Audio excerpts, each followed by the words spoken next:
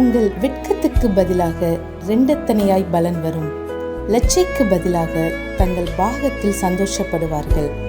அது நிமித்தம் தங்கள் தேசத்தில் இரட்டிப்பான சுதந்திரம் அடைவார்கள். நித்திய மகிழ்ச்சி அவர்களுக்கு உண்டாகும். ஏசாயா 61:7.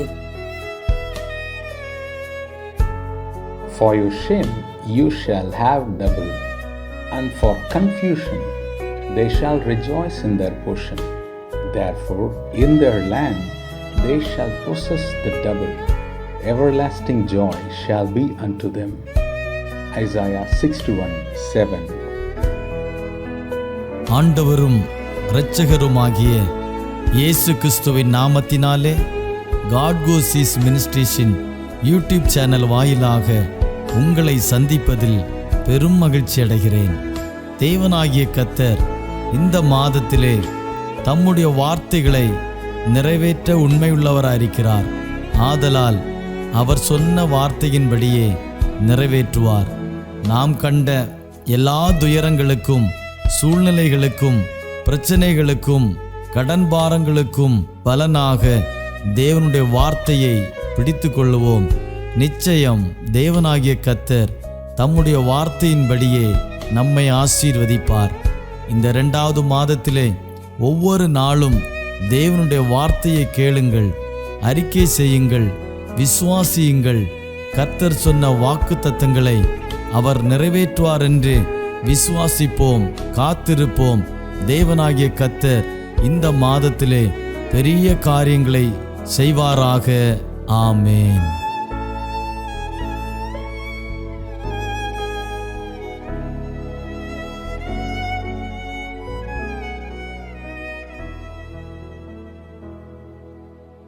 Price the Lord.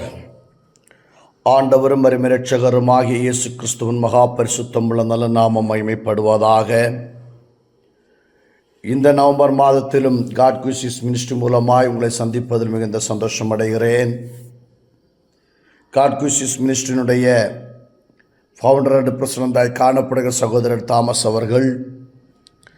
அவர்களோடு இணைந்து கர்த்தர் நாமத்தை மகிமைப்படுத்தி கொண்டிருக்கிறதான போதக பிதாக்கள், ஒவ்வொரு நாளும் யூடியூப் வாயிலாக கர்த்தர் வார்த்தை கேட்டுக்கொண்டிருக்கிற எனது அருமை சகோதர சகோதரிகள், உங்கள் அனைவருக்கும் இரட்சகராம் இயேசு கிறிஸ்துவ நாமத்தினாலே நன்றியையும் வாழ்த்துதலையும் கூறிக்கொள்ளுகிறேன்.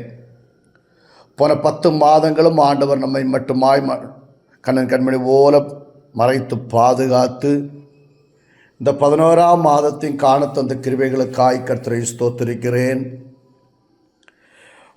போன 10 மாதங்கள் நம்மோடு கூட பிரயாணம் செய்த அநேகர் இல்லை.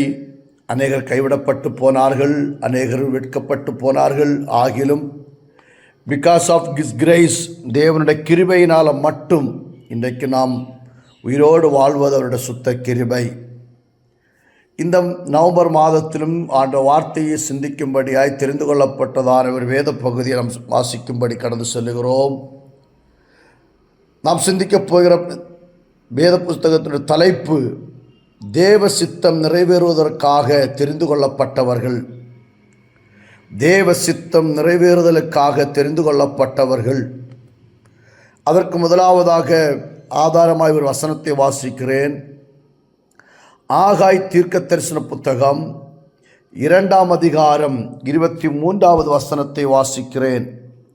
ஆகாய் 2:23வது வசனம். சேனைகளின் கர்த்தர் சொல்லுகிறார், செயல்தியலின் குமாரனாகிய செருபாபேல் என்னும் என் ஊழியக்காரனே, உன்னை நான் அந்நாளிலே சேர்த்து கொண்டு உன்னை முத்திரை மோதிரமாக வைப்பேன் என்று கர்த்தர் சொல்லுகிறார். நான் உன்னை தெரிந்து கொண்டேன் என்று சேனையின் கர்த்தர் உரைக்கிறார் என்று சொல் என்றார். ஆம் தேவ பிள்ளைகளை நான் வாசித்து கேட்டதான வேத பகுதி ஆகாய் தீர்க்க தரிசன புத்தகம் 2ஆம் அதிகாரம் அதனுடைய 23வது வசனத்தை தான் வாசித்து கேட்டோம். ஆகாய் தீர்க்கதரிசி கொண்டு கர்த்தர் சொல்லுகிறதான வார்த்தை, செயல்தியல் குமாரனாகிய செருபாபேல் என்னும் ஊழியக்காரனை நான் அந்நாள் சேர்த்து கொண்டு உன்னை முத்திரை மோதிரமாக வைப்பேன், நான் உன்னை தெரிந்து கொண்டேன் என்று கர்த்தர் சொல்லுகிறார். தேவ சித்தம் நிறைவேறுதலுக்காக தெரிந்து கொள்ளப்பட்டவர் யார்? இன்றைக்கு மனுஷன் ஒரு பொருளை தெரிந்து கொள்ளனால் அவன் பலம் உள்ளவைகளை தெரிந்து கொள்ளுகிறான், அழகானவைகளை தெரிந்து கொள்ளுகிறான், சாமர்த்தியம் உள்ளவைகளை தெரிந்து கொள்ளுகிறான், பலமுள்ளவைகளை தெரிந்து கொள்ளுகிறான். ஆனால் சர்வ வல்லமையுள்ள தேவன் தெரிந்து கொள்ளப்பட்டது யார் என்று கேட்டால் பலவீனமானவர்களை தெரிந்து கொள்ளுகிறார், உடைக்கப்பட்டவர்களை தெரிந்து கொள்ளுகிறார், கைவிடப்பட்டவர்களை கர்த்தர் தெரிந்து கொள்ளுகிறார், வேதனையோடு தவிக்கிறவர்களை தான் கர்த்தர் தெரிந்து கொள்ளுகிறார், கஷ்டப்படுகிறவர்களை கர்த்தர் தெரிந்து கொள்ளுகிறார், உபத்திரவப்படுகிறவர்களை கர்த்தர் தெரிந்து கொண்டு ஆண்டவர் அவர்களை அழகுபடுத்தி மேன்மைப்படுத்தி உயர்த்தி வைக்கிறவராய் காணப்படுகிறோம். எனக்கு அன்பான தேவ பிள்ளைகளை, பரிசுத்த வேத புஸ்தகத்திலிருந்து ஒரு சில எக்ஸாம்பிள்களை தருகிறேன். பலவீனமானவைகளை தெரிந்து கொண்டார். ஒன்று, கிராமத்தில் கட்டியிருந்ததான ஒரு கழுதையை இயேசு சொல்லுகிறார், அந்த கழுதையை அவிழ்த்து கொண்டு வாருங்கள் என்று சொல்லி வேலைக்காரர்களுக்கு ஊழியக்காரர்களை கட்டளையிடுகிறார். பலவீனமான அந்த கழுதை யாருக்கும் வேண்டாம். அந்த காலகட்டத்திலே யூதர்கள் நடுவிலே கழுதை என்று சொன்னால் புறக்கணிக்கப்பட்ட ஒரு மிருகம். அந்த புறக்கணிக்கப்பட்டதான அந்த கழுதையை கட்டவிழ்த்து கொண்டு வாருங்கள். காரணம், பலவீனமாய் புறக்கணிக்கப்பட்ட அந்த கழுதையின் மீது ஆண்டவராகிய இயேசு கிறிஸ்து சவாரி செய்யும்படியாய், அந்த கழுதையின் மீது இயேசு கிறிஸ்து உலா வரும்படியாய், அந்த கழுதையின் மீது இயேசு கிறிஸ்து சவாரி செய்யும்படியாய் ஆண்டவர் சொல்லி அந்த கழுதையை அவிழ்த்து கொண்டு வாருங்கள், அந்த கழுதை எனக்கு தேவைப்படுகிறது என்று சொல்லி, இன்றைக்கு உங்கள் கிராமத்தில் நீங்களும் ஒதுக்கப்பட்ட வெறுக்கப்பட்ட சூழ்நிலைமையில் இருந்தாலும் இயேசு கிறிஸ்து சொல்லுகிறார், அவைகள் ஆண்டவருக்கு வேண்டும் என்று சொல்லுகிறார். இரண்டாவதாக, காணா ஒரு கல்யாண வீட்டிலே, அந்த திருமண வீட்டிலே வெளியே காணப்பட்டதான ஒரு 6 கற்சாடிகளை ஆண்டவர் அதை நிரப்ப சொல்லி இருக்கிறார். கற்சாடிகள் நமக்கு தெரியும், அன்றைக்கு யூதருடைய பாரம்பரியம் அனுசரித்து 3, 4, 5 குடம் கொள்ளக்கூடியதான பெரிய கற்சாடிகள் காணப்பட்டது. அதில் மக்கள் வரும்பொழுதும் போகும் பொழுதும் ஒரு விசேஷித்த ஃபங்க்ஷனுக்கெல்லாம் வரும்பொழுதும் கைகால்களை கழுவுவதற்காக அந்த கற்சாடிகளை தண்ணீர் வைப்பார்கள். அது வெளியே தான் ஓரமாக கொஞ்சம் தூரமாக, வீட்டை விட்டு தூரமாக அகற்றி வைப்பார்கள். ஆண்டவர் சொல்ல அந்த கற்சாடிகளே தண்ணீர் நிரப்புங்கள் என்று சொன்னார். எனக்கு அன்பான தெய்வ பிள்ளைகளே, உங்களோட உற்றார் உறவினர்கள், உங்கள் பெற்றோர் அல்லது நீங்கள் பெற்ற பிள்ளைகள் உங்களை ஒதுக்கி ஓரங்கட்டி வைக்கலாம். இயேசு சொல்லுகிறார், அந்த கற்சாடிகளை கொண்டு வாருங்கள். இயேசு கிறிஸ்து அந்த கற்சாடியை ஆசீர்வதிக்க விரும்புகிறார். வெளியே காணப்பட்ட கற்சாடியை இன்னைக்கு உள்ளே கொண்டு வர விரும்புகிறார். உடைக்கப்பட்ட சூழ்நிலைமையிலே காற்றும் மழையும் வெயிலும் கொண்டு தூரமாய் வெளியே காணப்பட உன்னுடைய நிலைமையை மாற்றி அமைக்க என் இயேசு கிறிஸ்துவால் முடியும் என்பதை இந்த வசனத்தின் மூலமாக நான் உங்களுக்கு பிரசங்கம் பண்ணுகிறேன். அன்பான தேவ பிள்ளைகளே, வெளியே காணப்படுகிற கற்சாடியை இயேசு கிறிஸ்து தேர்ந்தெடுத்தார். மூன்றாவதாக பரிசுத்த பைபிள் வாசிக்கும் ஒரு பிறவி குருடன் பிறக்கும் பொழுதே கண் பார்வை இல்லாதவனாய், தாயார் யாரு, தகப்பனார் யாரு, உடன் பிறந்தவர்கள் யார், வீட்டில் என்னெல்லாம் பொருட்கள் இருக்கிறது என்று சொல்லி அவர்கள் தெரியாதபடி ஒரு பிறவிக்குடன் காணப்பட்டான். அந்த பலவீனமானவன், கண் தெரியாதவரை ஆண்டவராக இயேசு கிறிஸ்து தெரிந்தெடுத்து அவன் வாழ்க்கையிலே ஒரு மறுவாழ்வை கொடுத்து, ஒரு மறுபிறவியை கொடுத்து, ஒரு மறுவாழ்வை கொடுத்து, அவனுக்கு ஒரு பார்வையை கர்த்தர் கொடுத்து தேசத்தில் அவனை சிறந்திருக்க பண்ணுகிறார். இன்றைக்கும் நமக்கு முன்பாக சில பாதைகள் அடைக்கப்பட்டிருக்கலாம். இன்னைக்கு மனுஷனுக்கு முன்பாக ஒரு குருடனைப் போல தப்பி போனவர்களைப் போல காணப்படலாம். எனக்கு அன்பான தேவ பிள்ளைகளே, இயேசுவை நம்புங்கள். உங்கள் வாழ்க்கையில் ஒரு அற்புதம் இந்த நாளுக்கு நடப்பதாக. நான்காவதாக, வழியருகே பிச்சை எடுத்துக்கொண்டிருந்த ஒரு குருடன், அலங்காரமான வாசலிலே அலங்கோலமாய் காணப்பட்ட ஒரு மனுஷன் பிச்சை எடுத்துக்கொண்டிருந்ததான குருடனை பார்த்தும் இயேசு சொல்லுகிறார், அந்த போர்வை மாற்றி, பாரம்பரிய போர்வை மாற்றி அவன் இயேசுவுக்கு பின்னே சென்றான். அவன் வாழ்க்கையிலே பிச்சை எடுத்துக்கொண்டிருந்தான். ஐயா, ஏதாவது எனக்கு கொடுங்கள், எனக்கு வாழ முடியவில்லை, ஐயா எனக்கு ஏதாவது உதவி செய்யுங்கள், எனக்கு சாப்பிட வழி இல்லை, என் பிள்ளைகளை காப்பாற்ற முடியவில்லை, என் குடும்பத்தை காப்பாற்ற முடியவில்லை என்று பிச்சை எடுத்துக்கொண்ட அந்த குருடனுடைய வாழ்க்கையிலும் அதோ அந்த பகுதியாக 2 ஊழியக்காரர்கள் வருகிறார்கள். அவர்களிடத்திலும் கேட்கிறார்கள், ஐயா எனக்கு ஏதாவது பிச்சை கொடுங்கள், தர்மம் செய்யுங்கள். அப்பொழுது அந்த ஊழியக்காரர்களுக்குள்ள இருந்த அபிஷேகத்தின் வல்லமையினாலே அவர்கள் சொன்னார்கள், பொன்னும் வெள்ளியும் எங்களிடத்தில் இல்லை, எங்களிடத்தில் உள்ளது நான் உங்களுக்கு கொடுக்கிறேன், நாசனாகிய இயேசுவின் நாமத்தில் நட என்று சொன்னார். அப்படி அந்த இடத்தில் அற்புதம் நடந்தது. இன்னைக்கு தேவ பிள்ளைகளே, உங்கள் வாழ்க்கையில் ஆண்டவர் உங்களை ஒரு அற்புதமாக்க மாற்றும்படி என் இயேசு அப்பாவால் முடியும் என்பதை இந்த வசனத்தின் மூலமாய் சொல்லுகிறேன். ஐந்தாவதாக, மரித்து போன ஒரு வாலிபன் அந்த ஒரே தாய்க்கு ஒரே பிள்ளையாய் காணப்பட்டான். தகப்பன் இல்லாத பிள்ளை, விதவையினுடைய மகன் மரித்து போனான். அந்த தாய்க்கு ஒரே எண்ணம், என்னுடைய பிள்ளை வளருவான், அவன் எனக்கு நல்ல வீடு கட்டி தருவான், அவன் எனக்கு நல்ல ஆகாரங்களை தருவான், எனக்கு நல்ல வஸ்திரங்களை வாங்கி தருவான் என்று நினைத்தார்கள். ஆனால் அவருடைய நம்பிக்கை மற்று போய் புருஷனும் போய்விட்டார், பிள்ளையும் என்னை விட்டு போய்விட்டது, நான் இனி எதற்கு வாழ்ந்து இருக்கிறதான கேள்விக்குறியோடு காணப்பட்டதான அந்த மகளுக்கு இயேசு கிறிஸ்து அந்த பாதை வழியாக வருகிறார். இந்த பிள்ளையை அடக்கம் பண்ண கொண்டு போகிற நேரத்தில் இயேசுவும் அந்த பாதை வழியாக வரும்பொழுது அந்த கூட்டத்தின் நடுவில் கண்ணீர் மல்கிக் கொண்டிருக்கிறதான ஒரு சகோதரியுடைய கண்ணீரை கண்டு அந்த பிள்ளையை அந்த தாய்க்கு உயிரோடு கொடுத்தார். இன்றைக்கு வாழ்க்கையை நினைத்து கண்ணீர் சிந்தி வேதனைப்பட்டு துயரப்பட்டு துக்கப்பட்டு கஷ்டப்பட்டு கொண்டிருக்கிற அன்புக்குரிய சகோதர சகோதரிகளே, உங்கள் கண்ணீரை துடைக்க மனுஷனால் முடியாது. உங்கள் கண்ணீரை துடைக்க ஆண்டவராக இயேசு கிறிஸ்துவால் மட்டும்தான் முடியும் என்பதை இந்த வசனத்தின் மூலமாய் நான் உங்களுக்கு சொல்லுகிறேன்.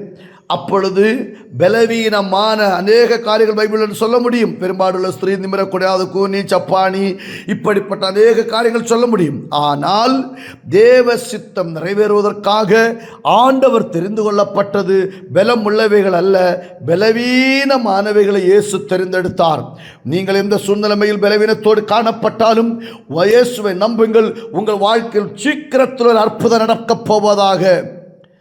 நக்கன்மான் தேவ பிள்ளைகளை, யோவான் சுவிசேஷம் 15ஆம் அதிகாரம் 16ஆம் வசனத்தில் வாசிக்கும் பொழுது, நீங்கள் என்னை தெரிந்து கொள்ளவில்லை, நான் உங்களை தெரிந்து கொண்டேன். நாம் யாருக்கு தேவையில்லாமல் இருக்கும் பொழுது இயேசு கிறிஸ்து நம்மை தேடி வந்து நம்மை தெரிந்தெடுத்தவருடைய சித்தத்தை நம்முடைய வாழ்க்கையில் நிறைவேற்றினார். அப்போஸ்தலனாகிய பவுலுடைய வாழ்க்கையில் பார்க்கும்பொழுது அப்போஸ்தலர் நடவடிக்கைகள் 9ஆம் அதிகாரம் 15ஆம் வசனம் அப்போஸ்தலனாகிய பவுலை பற்றி சொல்கிறார். நான் தெரிந்து கொண்ட பாத்திரம் தான் இந்த மனுஷன், அவன் எப்படிப்பட்டவனாய் இருந்தாலும் நான் தெரிந்து கொண்ட பாத்திரம். இந்த பாத்திரத்தை தேவன் கனம் பண்ண, இந்த பாத்திரத்தை தேவன் தேசத்தில் உயர்த்தி வைக்க, இந்த தேசத்தில் ஒரு காலத்தில் கொடூர மனுஷனாய் காணப்பட்ட அந்த மனுஷனை ஆண்டவர் இன்றைக்கு அற்புத சின்னமாய் மாற்றி வைத்திருக்கிறார். கேள்விக்குறியாய் இருக்கிற வாழ்க்கையை ஆச்சரியக்குறியாய் மாற்ற சர்வ வல்லமை இயேசு கிறிஸ்து நாமத்தினால் சம்பவிப்பதாக. எனக்கு அன்பான தேவ பிள்ளைகளே, இந்த யூடியூப் வாயிலாக கர்த்தர் வார்த்தை கேட்கிற தெய்வ மக்களே, என்னோட வாழ்க்கை என்னவாய் மாறும் என்று சொல்லி யோசித்துக் கொண்டிருக்கிறீர்களா? தேவ சித்தம் நிறைவேறுவதற்கு நாட்கள் நெருங்கிக் கொண்டே இருக்கிறது. அந்த இயேசுவை எந்த காரணத்தினால் விட்டுவிடாதீங்க.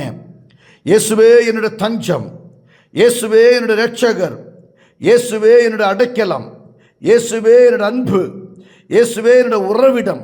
அந்த இயேசுவை நோக்கி பார்க்கும்படி உடைந்து போன பாத்திரங்களே, வெறுக்கப்பட்ட பாத்திரங்களே, தூர வீசப்பட்ட பாத்திரங்களை இயேசு உன்னை எடுத்து அழகு பார்க்க விரும்புகிறார். அந்த இயேசுவை நம்பி ஓடிவா. அந்த இயேசுவின் மேல் நம்பிக்கையாயிரு. அருகாமையில் உள்ள திருச்சபையில் போங்க, தேவனை போய் ஆராதிங்க, இயேசுவின் வார்த்தை கீழ்ப்படிங்க.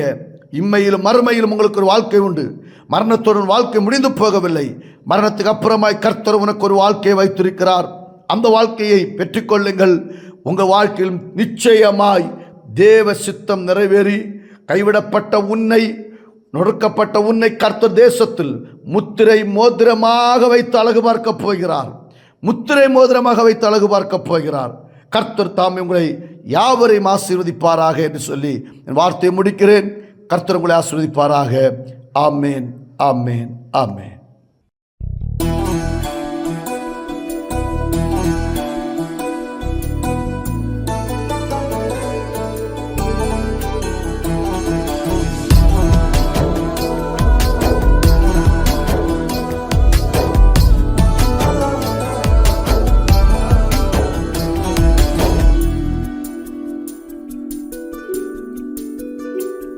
என்னை விட்டு கொடுக்காதவர், என்னை நடத்துகின்றவர், என்னை பாதுகாப்பவர், என் நேசர் நீரே. என்னை விட்டு கொடுக்காதவர், என்னை நடத்துகின்றவர், என்னை பாதுகாப்பவர், என் நேசர் நீரே. நான் வழி மாறும் போது என் பாதை காட்டினீர், என்னால் முடியாத போது என்னை தூக்கி நடத்தினீர். நான் வழி மாறும் போது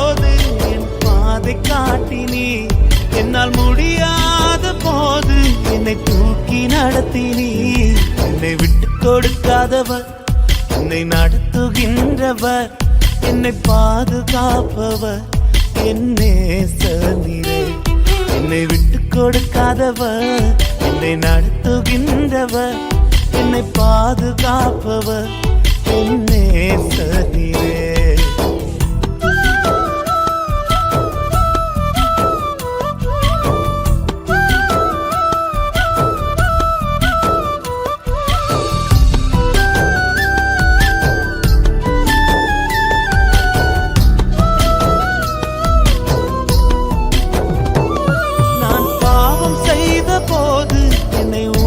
நடத்தினீர்.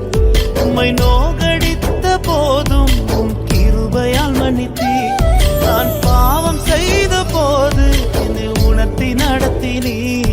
உம்மை நோகடித்த போதும் உம் கிருபையால் மன்னித்தீர். என்னை விட்டு கொடுக்காதவர், என்னை நடத்துகின்றவர், என்னை பாதுகாப்பவர், என் நேசர் நீரே.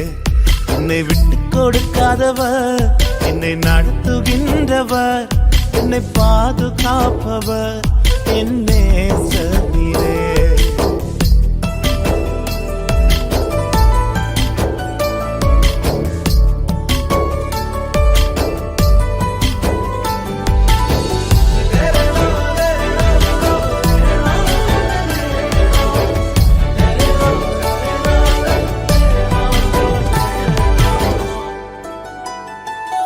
நான் தலை குனிந்த போது என்னோடு கூட வந்தீர். நான் குனிந்த இடத்திலே எந்த தலையை உயர்த்தினீர். நான் தலை குனிந்த போது என்னோடு கூட வந்தீர். நான் குனிந்த இடத்திலே எந்த தலையை உயர்த்தினீர். என்னை விட்டு கொடுக்காதவர், என்னை நடத்துகின்றவர், என்னை பாதுகாப்பவர், என் நேசர் நீரே. என்னை விட்டு கொடுக்காதவர், என்னை நடத்துகின்றவர், என்னை பாதுகாப்பவர், என் நேசர் நீரே.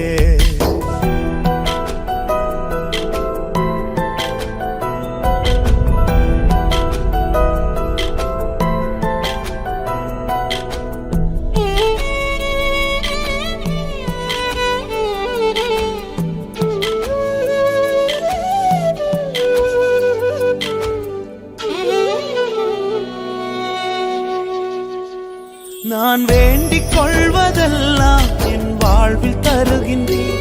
நான் நினைப்பதற்கும் மேலாய் என்னை ஆசீர்வதிக்கின்றீர்.